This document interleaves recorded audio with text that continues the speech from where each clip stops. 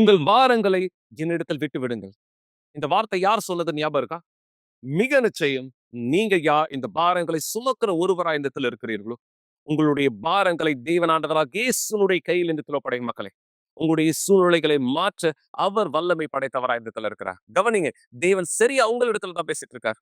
ஒருவேளை நீங்க யார் இந்த பாரங்களை சுமந்து கொண்டிருக்கிறீர்களோ, இந்த சுமையை இனியும் என்னால் இந்த இடத்துல சுமக்க முடியவில்லை என்று சொல்கிற ஒருவரா இருக்கீங்களோ, உங்களுடைய சூழ்நிலை மாற்ற இயேசு விருப்பம் உள்ளவராய் இந்த இடத்துல இருக்கிறார். எல்லோருக்கும் அருமையான வணக்கம். தேவன் உங்களுடைய ஒவ்வொருத்தருடைய வாழ்க்கையை ஆசீர்வதிப்பாராக. நீங்க குறிப்பா இந்த விசுவாசத்தில் என்னுடைய வீட்டை, என்னுடைய வீட்டாரை நான் ஆசீர்வாதமான ஒரு குடும்பமாய் பார்க்க விரும்புகிறேன். குறிப்பா நீங்க யார் பெற்றோர்கள் இந்த நேரம் பார்த்துட்டு இருக்கீங்களோ, உங்களுடைய பிள்ளைகள் நிமித்தமாய், உங்களுடைய கணவர், உங்களுடைய குடும்பத்தார் நிமித்தமாய் ஒரு பாரத்தை சுமந்து கொண்டிருக்கலாம். என் வீட்டார் கெட்ட பழக்கத்துக்கு அடிமையா இருக்காங்க. ஒரு போத பழக்கத்துக்கு அடிமையானவரா இந்த இடத்துல இருக்காங்க. நான் பல இடங்களுக்கு இந்த இடத்துல சென்றேன். பல முயற்சிகள் இந்த இடத்துல எடுத்திருக்கிறேன். நான் இந்த இடம், அந்த இடம், இந்த இந்த இடத்துல, அந்த இடத்துல மக்கள் சொன்ன எல்லா வழிகளிலே நான் அதை செய்து பார்த்து விட்டேன். ஆனா பிரச்சனை இன்னும் தீர்ந்த பாடில்லை. தேவன் உங்களுடைய நிலையை அறிந்தவராய் இருக்கிறார். இந்த வார்த்தையை தேவன் உங்களோட பேசவும், மேலும் அந்த வார்த்தையை நீங்க கேட்கவும் தேவன் அனுமதி கொடுத்திருக்காருன்னா, அவர் உங்களுக்கான வழியை வைத்திருக்கிறார் என்பதை உறுதிப்படுத்த விரும்புறார். இது எவ்வளவு நிஜம் என்பதை நீங்க பார்க்கும்படி ஒரு சாட்சியை நான் உங்களோட பகிர்ந்து கொள்ள போறேன். ஏன்னா இந்த தாயாருடைய நிலையிலே நீங்க எத்தனை பேர் இப்பொழுது உங்க வாழ்க்கை இந்த இடத்துல வாழ்ந்துட்டு இருக்கீங்க என்பதை ஒப்பிட்டு பாருங்க. ஒருவேளை உங்களுடைய பிள்ளைகள் போன் இந்த இடத்துல வரும்பொழுதோ, இல்ல உங்க பிள்ளைகளை தேடி குடும்பத்திற்கு யாராச்சும் வீட்டுக்குள்ள இந்த இடத்துல வரும்பொழுது நீங்க நடுங்குகிறவரா இருக்கீங்க. என்ன நடக்குது, ஏது நடக்குது, ஏன் என் பிள்ளைகளை பார்க்க வராங்க, ஏன் என் மகனை தேடுறாங்க, ஏன் கணவரை தேடுறாங்க அப்படின்னு நீங்க ஒரு பதட்டத்துக்கு தள்ளப்படுகிறவரா இந்த இடத்துல மாறுறீங்க. சரியா இல்லைங்களா? இந்த பதட்டம், இந்த கவலை, இந்த பயம், இந்த பாரம் எல்லாமே ஒவ்வொரு நாள் உங்களுடைய நிம்மதியை அழிக்கக்கூடியதா இடத்துல இருக்கு. இதுதான் சரியா நீங்க சாட்சியில பார்க்க போகிற இந்த தாயாருடைய வாழ்க்கையாகவும் இருந்தது. ஒரு நாள் அழிக்கப்பட்ட வாழ்க்கை. ஆனா இன்று இந்த மகனுடைய முழு மாற்றம், இந்த தாயாருக்கான சந்தோஷத்தை, சமாதானத்தை தேவனுடைய பிரசனத்திலே இவர் எல்லாவற்றையும் இடத்துல பெற்றவரா இடத்துல இருக்கிறார். நடந்தது என்ன? தேவன் எப்படியாக நுழைந்தா, தேவன் எப்படியாக வேலையின் மாற்றத்தை உருவாக்கினார் என்பதை நீங்களே இந்த சாட்சியிலே இந்த நபர்கள் பகிர்ந்து கொள்வதிலிருந்து தெரிந்து கொள்ளுங்கள். உங்களுக்கும் இந்த வாய்ப்பு உண்டு என்பதை மறக்காதீங்க. இந்த சாட்சியை பாருங்கள் மக்களை போதே.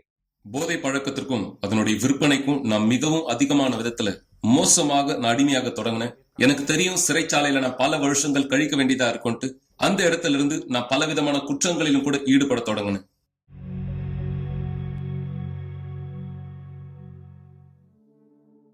ரெஃபெல்லோ பிறக்கும் போது ஆரோக்கியமா தான் பிறந்தான்.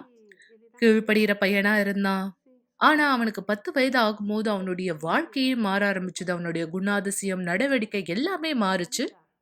எனக்கு நல்லா ஞாபகம் இருக்கு. அவனுக்கு 10 வயசு இருக்கும் பொழுது ஒரு தடவை நான் பள்ளிக்கூடத்துக்கு போயிருந்தேன் அவனை கூட்டிட்டு வர்றதுக்கு. ஆனா அவன் அங்க இல்ல. அவன் வீட்டை விட்டு வெளியேறிட்டான். அதன் பிற்பாடு அவன் வீடே திரும்பல. அன்னையில இருந்து தான் எல்லாமே மாற தொடங்குச்சு.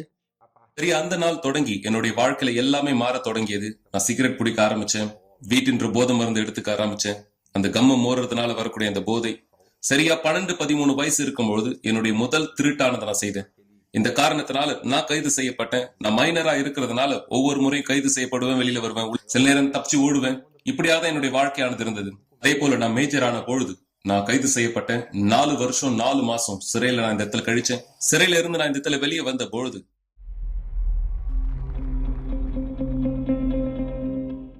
இந்த போதை மருந்து விற்கிற இந்த நபர்களோடு சேர்ந்து இன்னும் மோசமான விதத்துல நான் செயல்பட தொடங்க ஆரம்பிச்சேன்.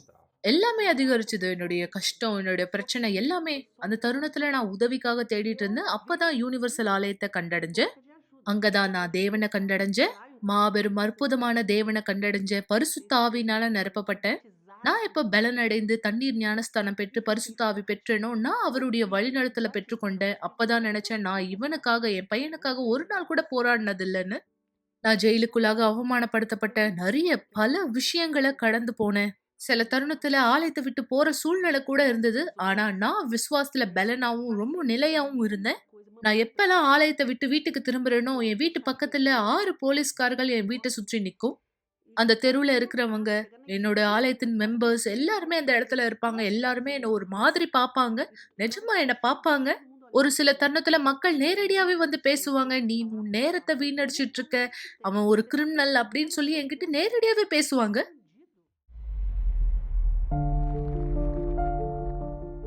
12 வருட காலமா நான் அவனுக்காக போராடிக்கிட்டு இருக்கேன். ஒரு நிமிஷம் கூட அவனுக்காக சோர்ந்து போகணும்னு நான் நெனச்சதே இல்ல. ஒரு நொடி, ஒரு தருணம் கூட எனக்கு சந்தேகம் இல்ல. பிஷப் மசேதோ சொன்னது போல, ஒரு மில்லி நமக்கு வந்து சந்தேகம் இருந்ததுன்னா, நாம் அத பெற்றுக்கொள்ள மாட்டோம்னு. அதனால தான் ஒரு சிறப்பு நிகழ்ச்சியும் நான் உறுதியா இருந்தேன்.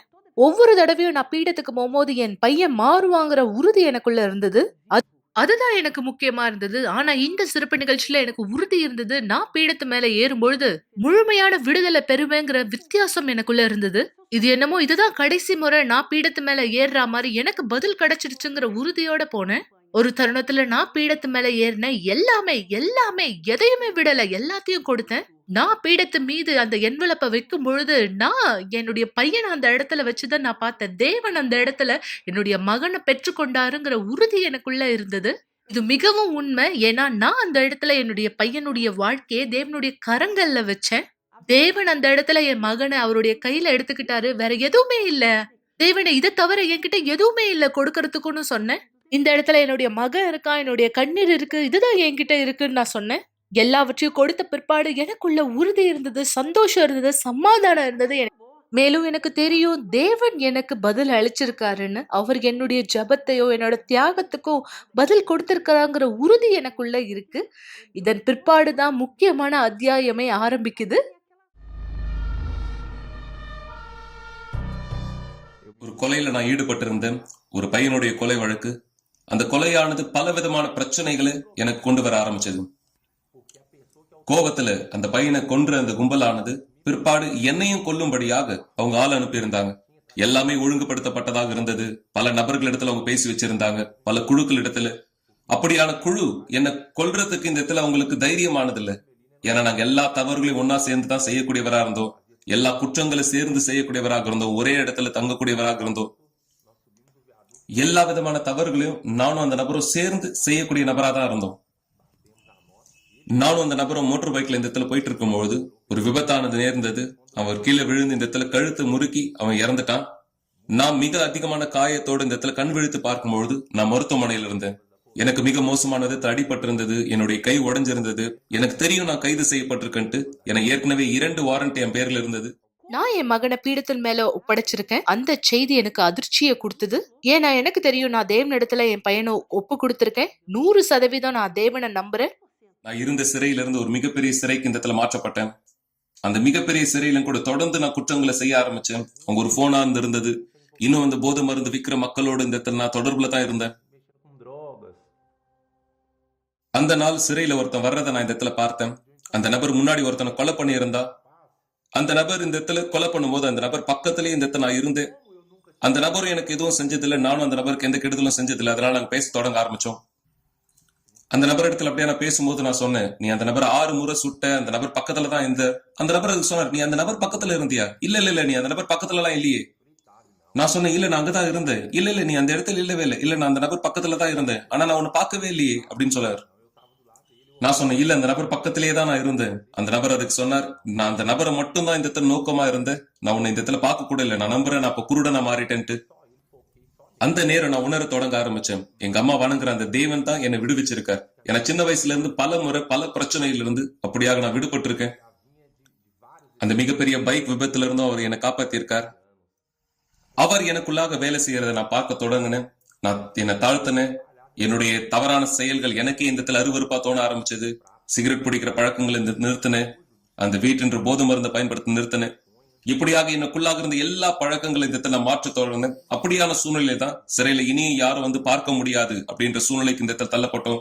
இனியும் ஆலயத்தினுடைய எந்த பணியும் இந்த இடத்துல சிறைக்குள்ளாக இல்லை அப்படின்ற ஒரு சூழ்நிலை தள்ளப்பட்டோம். ஏன்னா அது கோவிட் நேரமா இருந்ததுனால. அந்த நேரத்துல இருந்து என்னுடைய விசுவாசத்தை நான் பயன்படுத்த தொடங்க ஆரம்பிச்சேன். நான் பிஷப் மசேதோ அவருடைய ஞாயிற்றுக்கிழமை கூட்டங்கள் இந்த இடத்துல பார்க்க தொடங்கினேன். சில நேரம் பிஷப் ரெனாட்டோ, சில நேரம் பிஷப் அடிசன் அவங்களுடைய கூட்டங்கள் எல்லாம் பார்க்க ஆரம்பிச்சேன். திங்கட்கிழமை தொடங்கி வெள்ளிக்கிழமை வரையும் சிறையில இருக்கிறவங்களுக்காக கொடுக்கப்படுகிற அந்த விசேஷமான செய்தியும் நான் கேட்க தொடங்க ஆரம்பிச்சேன். அந்த செய்தி தான் எனக்காக ஆகாரமானதா இருந்தது. என்னை அது மாற்ற தொடங்கிச்சு, அது என்னை பலப்படுத்திச்சு. அந்த வார்த்தை எல்லாமே எனக்காகவே பேசப்பட்டது போல இருந்தது. 2021 வருஷம் யாப்போக்கின் ஆற்றன்றின் சிறப்பு நிகழ்ச்சி இந்த இடத்துல வந்தது. அந்த நேரம் என்கிட்ட கொஞ்சம் பணமானது இருந்தது. நான் முன்னாடி சந்திச்ச அந்த பைக் விபத்துல இருந்து வந்த இன்சூரன்ஸ் பணமானது என்னிடத்துல இருந்தது. நான் அந்த பணத்தை பத்திரமா வச்சிருந்தேன். நான் சிறையில இருந்து வெளியில வந்த போது அது எனக்கு தேவைப்படும்ன்றதுக்காக. அந்த நேரம் பிஷப்போட செய்தியை நான் கேட்கும் பொழுது அந்த பாஸ்டர் சொல்லியிருந்தார், நீங்க யார் சிறையில இருக்கீங்களோ நீங்களும் கூட தியாகம் செய்யறதுக்கான வாய்ப்பு உங்களுக்கு இருக்குன்னு சொல்லியிருந்தார். சிறைக்குள்ளாக இருந்து கூட நீங்க தியாகம் செய்ய முடியும்னு சொன்னார். நான் தேவனிடத்துல ஜெபிச்சேன். தேவன் எனக்கு வழிநடத்தல கொடுத்தார். தேவன் சொன்னார், முன்னோக்கி போ.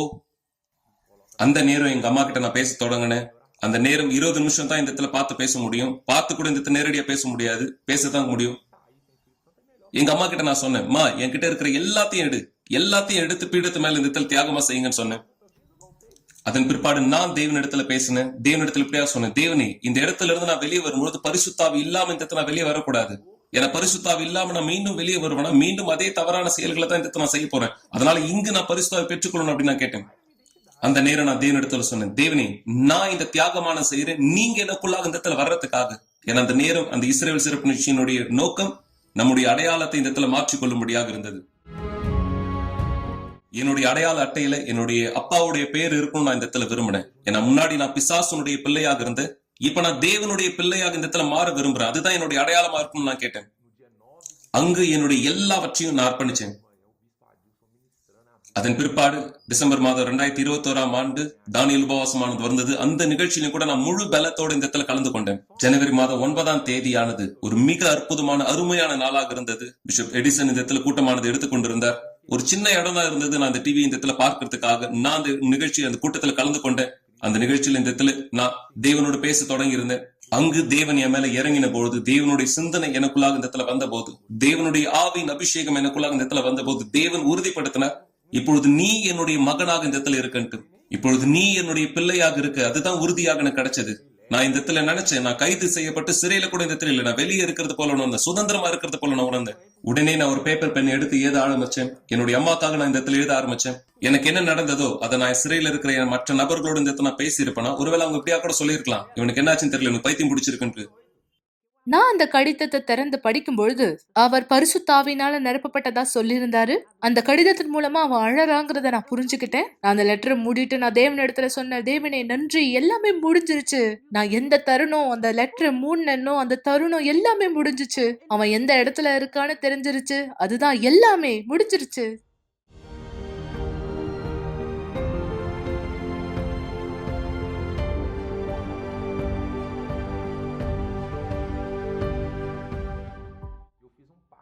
நான் தேவனோடு ஒரு உடன்படிக்கையான செய்திருந்தேன். தேவனை இந்த சிறையிலிருந்து நான் வெளியே இந்த இடத்துல காலடி எடுத்து வச்ச உடனே முதலாவதாக நான் உங்களுடைய வீட்டுக்கு இந்த இடத்துல வருவேன். ஏன்னா எங்க அப்பாவுடைய வீட்டுக்கு நான் போக விரும்பினேன். நான் தேவனுடைய பிள்ளையாக இப்ப எங்களுடைய அப்பா வீட்டுக்கு நான் இந்த இடத்துல போக விரும்பினேன். எங்க அம்மா எனக்கா கார்ல வெயிட் பண்ணியிருந்தாங்க. நான் போய் எங்க அம்மாவை பார்த்த உடனே முதலாவது எங்க அம்மாட்ட நான் சொன்னதுமா, முதலாவது நம்ம புறப்பட்டு போகிற முதல் ஆலயம் யூனிவர்சல் ஆலயம் எங்க இருக்கோ நாங்க நிறுத்துங்க. நான் இந்த இடத்துல ஆலயத்துக்கு போக விரும்புறேன். அது பெருசோ சின்னதோ, அது பேராலயமோ இல்ல, சின்ன ஆலயமா இருந்தா கூட முதலாவது நிறுத்துங்க, நான் அங்க போக விரும்புறேன்னு சொன்னேன். ஏன்னா நான் முதலாவது பீடத்துக்கு போக விரும்பினேன். எங்க அம்மா கார் நிறுத்தினாங்க. நான் ஆலயத்துக்குள்ள இந்த இடத்துல போனேன். நான் ஆலயத்துக்குள்ள அப்படியாக போகும்பொழுது என்னுடைய முழுமை எல்லாவற்றையும் நான் இந்த இடத்துல ஒப்படைச்சேன். அங்கு நான் இந்த இடத்துல எனக்கு எந்த பாஸ்டர் ஞானசானம் கொடுத்தாரோ அதே பாஸ்டர் அந்த ஆலயத்துல நான் இந்த இடத்துல பார்த்தேன். அந்த பாஸ்டரும் கூட ஆச்சரியத்தோடு இந்த இடத்துல பார்த்தார். அந்த இடத்துல நான் என்னுடைய முழு வாழ்க்கை இந்த இடத்துல ஒப்படைச்சேன். இன்னைக்கு நான் இந்த இடத்துல சிறைச்சாலையில் ஊழியம் செய்யக்கூடிய குழுல ஒரு பகுதியாக இந்த இடத்துல இருக்கேன். சிறையில செய்யக்கூடிய அந்த ஊழியத்துல நானும் ஒரு பகுதியாக இந்த இடத்துல இணைஞ்சிருக்கேன். இதைவிட பெரிய சந்தோஷம் இந்த உலகத்திலே கிடையாது. ஒரு தாயா என்னுடைய மகனுக்கு வேற என்ன வேணும்? பரிசுத்த ஆவியானவர் அவனுக்கு கிடைச்சிருக்காரு. நாம எப்போ ஒரு விஷயம் உறுதியோட போராடுறோமோ அதை நம்ம பெற்றுக்கொள்வோம். இதுதான் அந்த உறுதியின் அடையாளமா இருக்கு. இந்த உறுதி தேவனிடத்துல இருந்து வர்றதா இருக்கு. நிச்சயமாக இன்னைக்கு நான் பல தழும்புகளோடு கூட இந்த இடத்துல இருக்கேன், பல தழும்புகளோடு. ஆனா எல்லா தழும்புகளும் சரீரத்தின் வெளிப்புறத்துல தவிர என்னுடைய உட்புறத்துல இந்த இடத்துல ஒரு பொழுதும் எந்த தழும்புகளும் இல்லை. நான் உட்புறத்துல பரிசுத்தமா தூய்மையாக ஒரு வெண்பனியை போல இந்த நான் இருக்கேன். முதலாவதா நான் தேவனுக்கு நன்றி சொல்ல விரும்புறேன். அதன் பிற்பாடு என்னுடைய அம்மாவுக்காக நான் நன்றி சொல்ல விரும்புறேன். ஏன்னா இந்த எல்லா வருஷங்களிலும் அவங்க ஒரு பொழுதும் என் மேல இந்த சந்தேகத்தை இந்த இடத்துல எடுத்துக்கல. எங்க அம்மா என்கிட்ட சொல்லியிருந்தாங்க, நான் கேட்டிருந்தேன், அம்மா நான் மாறுவேன்றதுல உங்களுக்கு ஏதாவது சந்தேகம் இருந்ததா? எங்க அம்மா சொன்னாங்க, எனக்கு எந்த சந்தேகமும் ஒரு பொழுதும் இருந்ததில்லை. இந்த எல்லா வருஷங்களும் என்னை நம்பி எனக்காக போராடினது, எனக்காக தியாகம் செஞ்சதுக்காக நன்றி சொல்றேன். ஒரு பொழுதும் அவங்க நம்பிக்கை எழுந்து போல பலவிதமான போராட்டங்கள் இருந்த பொழுதிலும் தொடர்ந்து அந்த போராட்டத்துல உறுதியானவரா இருந்தாங்க. அதனுடைய அடையாளமா நான் இந்த இடத்துல இருக்கேன். தேவனுடைய வல்லமையினால வெற்றியை கைப்பற்றின நபராக உங்களை நான் அதிகமா நேசிக்கிறேம்மா. நான் சொன்னது சரியா? நான் நம்புறேன். நீங்க யார் இந்த சாட்சி இந்த இடத்துல பார்த்தீங்களோ, இந்த தாயார போல நீங்க பலர் இன்னைக்கு அழுதுட்டு இருக்கலாம். ஆனா இன்னைக்கு இந்த தாயார் இந்த அழுகையில் இனியும் இல்லை. இந்த மகன் இனி இந்த தவறான பழக்கத்துக்கு அடிமையாகலை. இந்த குடும்பம் இனியும் ஒரு அழிக்கப்பட்ட குடும்பமானதல்ல. தேவனால், தேவனுடைய வல்லமையினால் மாற்றப்பட்ட ஒரு குடும்பமானதா இந்த இடத்துல இருக்கு. நீங்க நான் சொன்ன பிரகாரம் பல இடங்களுக்கு சென்றிருக்கலாம். பல முயற்சிகள் இந்த இடத்துல எடுத்திருக்கலாம். நீங்க சென்ற எல்லா கதவுகள் உங்களுக்கு அடைக்கப்பட்டதை போல இந்த இடத்துல நீங்க பார்க்கிறீங்களா? தேவன் அவருடைய வல்லமையில் உங்களுக்கான கதவை திறக்கிறவராக இந்த இடத்துல இருக்கிறார். இன்றும் கூட பல மக்கள் ஆலயத்துக்குள் விடுதலையாக்கப்பட்டாங்க. குறிப்பாக இந்த 7 ஜெபங்கள், இந்த 7 வெள்ளிக்கிழமைகள் நாம் இதை தொடங்கியிருக்கும். இது 2வது வாரம் ஆயுதத்தில் இருக்கு. நீங்க யார் உங்களுடைய விசுவாசத்திலே பாசியன் வாழ்க்கையின் மாற்றத்தை நான் பெற விரும்புறேன். நீங்க தொலைபேசி எண்கள் இப்பொழுது கூட இந்த நேரம் கூட எங்களை தொடர்பு கொள்ளுங்கள். உங்களுக்காக வழி நடத்துதலை, தேவனுடைய வழி நடத்துதலை, ஏதோ ஒரு வழி நடத்தல் இல்லை, பெற்றுக்கொள்ள முற்றிலும் இலவசமாய் நீங்கள் வரவேற்கப்படுகிறீர்கள். உங்களுக்காக நாங்க செய்ய போகிற ஜெபம். ஒருவேளை நீங்க சொல்றீங்க, பாஸ்டர் என்னுடைய வீட்டுக்கு உங்களால இந்த இடத்துல வர முடியுமா? நீங்க இதுக்குள்ள என் வீட்டை வந்து ஆசீர்வதிப்பீங்க, என் குடும்பத்தார் வந்து சந்திப்பீங்களா? நீங்கள் விரும்பினால் நிச்சயம், கட்டாயம் அல்ல. நீங்கள் விரும்பினால் எங்களுக்கு தெரியப்படுத்தணும். நாங்கள் உங்களுடைய வீடுகளுக்குள் வந்து தேவனுடைய வல்லமையை அவர் எங்களுக்கு கொடுத்த இந்த பொறுப்பை நிறைவேற்றவும் தயாராக இருக்கிறோம். என தேவன் மாறாத தேவன். சரியா மக்களே? உங்களுடைய சூழ்நிலைகள் எல்லாமே மாற்றப்பட முடியும். இந்த சாபங்கள் உடைக்கப்படும்படியாக. எனவே தான் விசுவாசிக்கிறீங்களா? இந்த நேரம் நீங்க நம்புறீங்களா? உங்களுடைய விடுதலையானதை இந்த இடத்தில் பெற்றுக்கொள்ளுங்க. இந்த நேரம் நீங்க நம்புறீங்களா? பாஸ் என்னுடைய வாழ்க்கை இப்பொழுது இந்த சமயத்துல இருந்து மாறும். நான் ஏற்றுக்கொள்கிறேன். உங்களுடைய ஸ்கிரீனுக்கு நேரம் கரம் நீட்டிருங்க. இந்த விசுவாசத்திலே தேவனுடைய அதிகாரத்தோடும் இந்த ஆசீர்வாதத்தை உங்கள் நீதா இந்த அறிவிக்கிறேன். பெற்றுக்கொள்ளுங்க மக்களே. பாஸ் இது இவ்வளவு எளிமையா? விசுவாசித்தால் இந்த இடத்தில் எல்லாமே கூடும். தெய்வம் உங்களுடைய விசுவாசத்தில் இதே விசுவாசத்தில் அவர் உங்களுக்கான பதிலை இந்த இடத்தில் கொடுக்கட்டும். இந்த பதிலுடைய சாட்சியாய் நீங்கள் இந்த இடத்தில் மாறும்படி இந்த நேரம் நீங்க இதை ஏற்றுக்கொண்டால் அவர் உங்களுக்கு உதவி செய்ய தயாரா இருக்கா? ஆசை நான் இன்னும் தெரிந்து கொள்ள விரும்புறேன். இன்னும் எனக்கு இந்த இடத்துல உதவி தேவை. நான் இன்னும் நேரடியா உங்களிடத்துல பேசலாமா? தாராளமாக. என தேவனுடைய ஊழியக்காரராய் நான் இந்த நேரம் மற்றவர்களோடு தயாராக இருக்கிறேன். உங்களுடைய வாழ்க்கைக்கான சரியான வழி நடத்துதலை தேவனோடு அவருடைய வார்த்தையோடு கற்றுக் கொடுக்கும்படியாக. அமீன். சோ இந்த நேரம் நான் உங்களுடைய ஆசீர்வாதங்களை இந்த இடத்துல அறிக்கையிட்ட இந்த விசுவாசத்தில் ஏற்றுக்கொண்டால் இது உங்களுக்கானது மக்களே.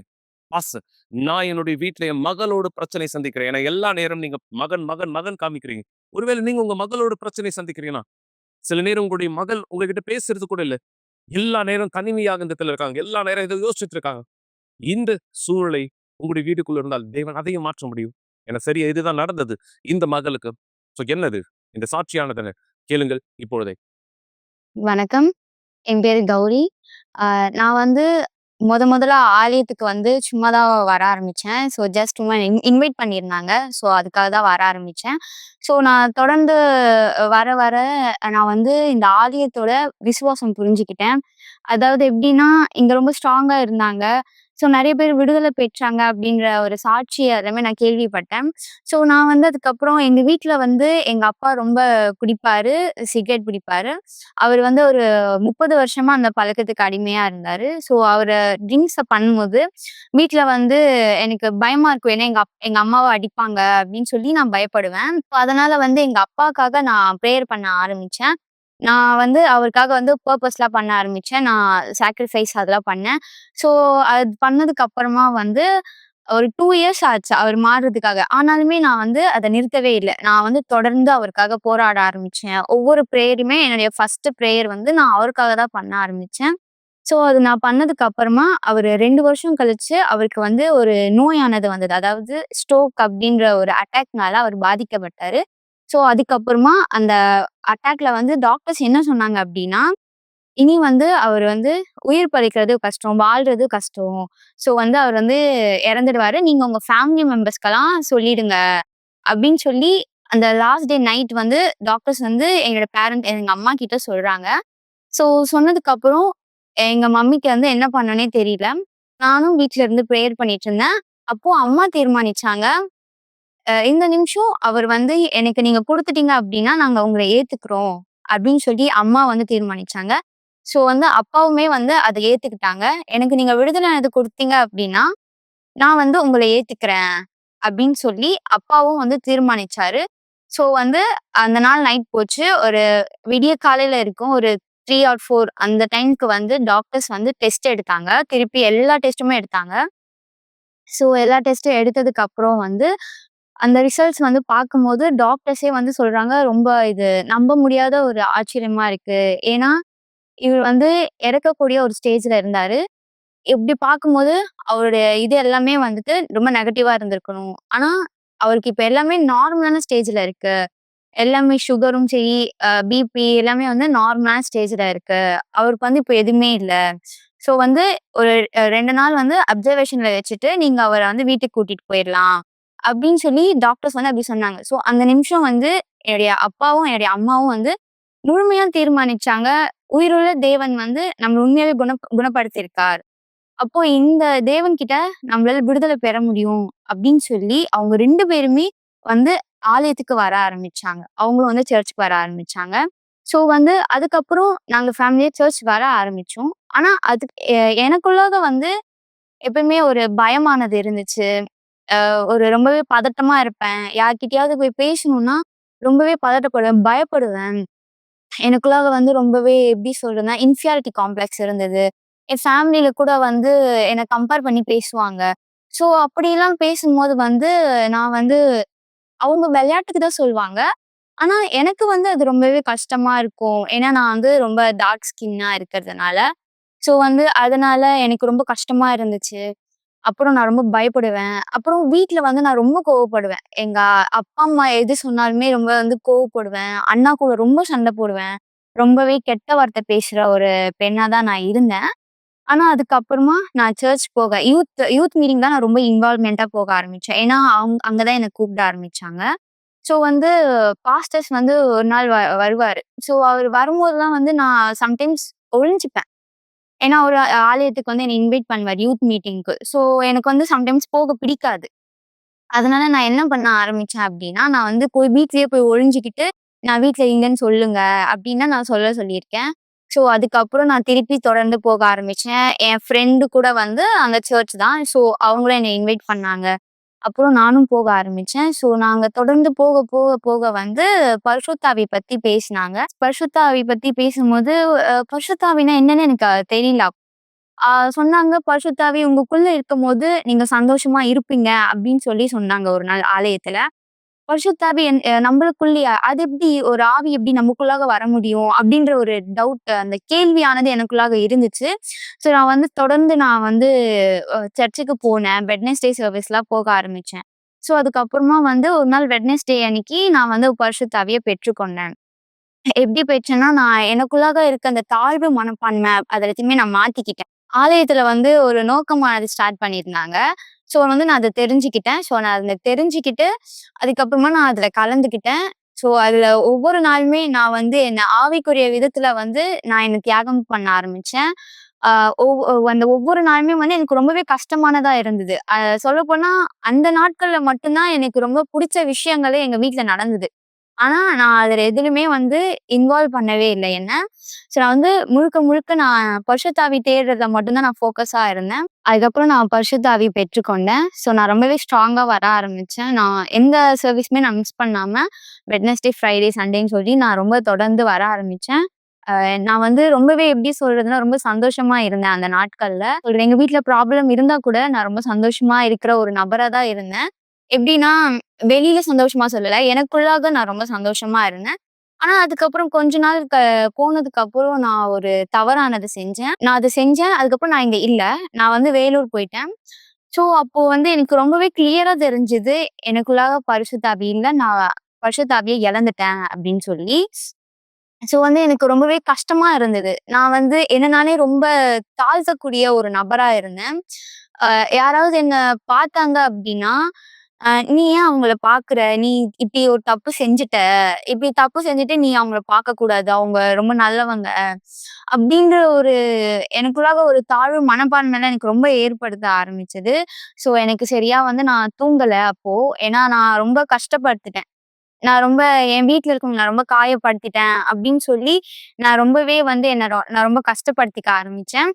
ஸோ திருப்பி வந்து நான் சென்னை வந்தேன். நான் சென்னை வந்ததுக்கப்புறம், நான் வந்து திருப்பியும் நான் வெட்னஸ்டே வந்து நான் சர்ச் வர ஆரம்பிச்சேன்.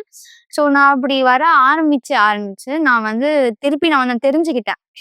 பரிசுத்த ஆவிய ஒரு தடவ நம்ம இழந்துட்டோம் அப்படின்னா, திருப்பி வந்து அத பெற்றுக்கொள்ளலாம் அப்படின்ற தெளிவான ஒரு சிந்தனை வந்து எனக்கு கிடைச்சது. அந்த வார்த்தைய வந்து நான் ரொம்பவே புரிஞ்சுக்கிட்டேன். ஏன்னா நான் நினைச்சிருந்தேன், பரிசுத்த ஆவி இருந்ததுக்கு அப்புறம் திரும்பி பெற்றுக்கொள்வது ரொம்பவே கஷ்டம். அது வந்து இனி கிடைக்குமா அப்படின்ற ஒரு டவுட் கூட எனக்குள்ளாக இருந்தது. ஆனா நான் திருப்பி நான் தியாகம் செய்ய ஆரம்பிச்சேன். என்னுடைய ஆவிக்குரிய வாழ்க்கையில நான் தியாகம் செய்ய ஆரம்பிச்சேன். ஸோ வந்து திருப்பி நான் வந்து பரிசுத்த ஆவிய பெற்றுக்கொண்டேன். நான் என்னென்ன தவறுலாம் செஞ்சேனோ, அத நான் முழுமையா மாத்திக்க ஆரம்பிச்சேன். நான் வந்து ரொம்ப கோவப்படுவேன். அதே மாரி நான் ரொம்பவே பயப்படக்கூடிய ஒரு நபரா திருப்பி நான் அதுல இருந்தேன். நான் தப்பு பண்ணப்போ. ஸோ வந்து நான் திருப்பி அதுலருந்து நான் மாறுனேன். நான் மாறி, நான் இனிமே செஞ்ச தவற நான் இனிமே பண்ணக்கூடாதுன்னு சொல்லி நான் மனம் திரும்பினேன். ஸோ நான் தவறு பண்ண எல்லார்கிட்டயுமே போய் நான் மன்னிப்பு கேட்டேன். அப்புறம் வந்து எங்க அப்பா, அம்மாவ வந்து நான் ரொம்பவே கோவப்படுத்தக்கூடிய ஒரு ஒரு பெண்ணா தான் நான் இருப்பேன். ஸோ அதுலருந்து நான் மாத்திக்கிட்டேன். அவங்க இத பண்ணாத அப்படின்னு சொன்னா, நான் அத பண்ணக்கூடிய நபரா இருந்தேன். ஸோ அத வந்து நான் மாத்திக்கிட்டேன் முழுமையா. அப்புறம் அவங்களுக்கு வந்து என்ன பிடிக்க ஆரம்பிச்சது. ஸோ நான் வீட்ல பண்ணக்கூடிய ஒரு சில ஆக்டிவிட்டீஸ பார்த்து, எங்க அண்ணா கூட அவன மாத்திக்க ஆரம்பிச்சான். நான் வந்து எங்க அப்பா, அம்மாவுக்கு மரியாதை குடுத்து பேச ஆரம்பிச்சேன். ஸோ அவனுமே நான் இப்படி பண்றத பார்த்து, அவனுமே மரியாதை குடுத்து பேச ஆரம்பிச்சான். ஸோ வந்து இதுக்கப்புறமா நான் பரிசுத்த ஆவி பெற்றுக்கொண்டேன். நான் வந்து ரொம்ப தைரியமான ஒரு நபரா இருந்தேன். இப்போ என்னால ஒரு 1000 பேர் முன்னாடி நிக்க வச்சு பேச சொன்னா கூட, நான் தைரியமா பேசுவேன்.